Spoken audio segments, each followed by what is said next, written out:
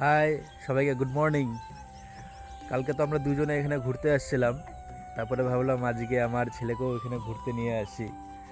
সকাল সকাল ঘুরি করতে চলে আসছি। একদম সকাল সকাল আমরা চলে আসলাম এই যে সেই পুকুর পাড়ে। আর এখানকার মানে আজকেও এখানে মানে ওঠেনি, রোদ ওঠে নাই, ওয়েদারটা একদম ঠান্ডা। তাই ছেলেকে নিয়ে আসলাম ঠিকই, একদম কম্বল টম্বল সব নিয়ে আসছি যাতে ওর ঠান্ডা না লাগে। অবশ্য বেশি দূর না পুকুর পাড়টা,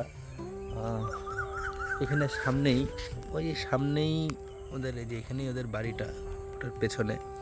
আর আমরা তো এখানেই আছি।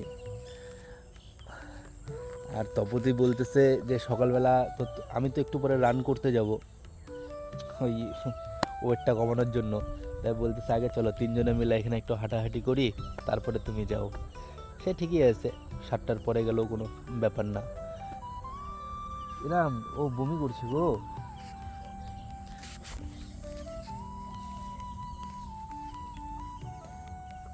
দাও। অবশ্য আমি ডাক্তারের সঙ্গে কনসাল্ট করেছিলাম যে এরকম বাচ্চারা বমি করে কিনা। বলে যে এটা একটা নর্মাল ব্যাপার, খাওয়া দাওয়া করবে বমি করবে, এটা একটা নর্মাল ব্যাপার। যত বেশি বমি করবে তত তাড়াতাড়ি বড় হবে। ডাক্তার এইভাবে বলছে। ঠিক আছে, বাই বাই, টাটা করে দাও। আমার ছেলে তো এখন টাটা বলতে পারছে না, ওর তরফ থেকে আমি টাটা বলে দিচ্ছি। ও কিছুদিন আর একটু বড় হলেই তখনই বলবে টাটা।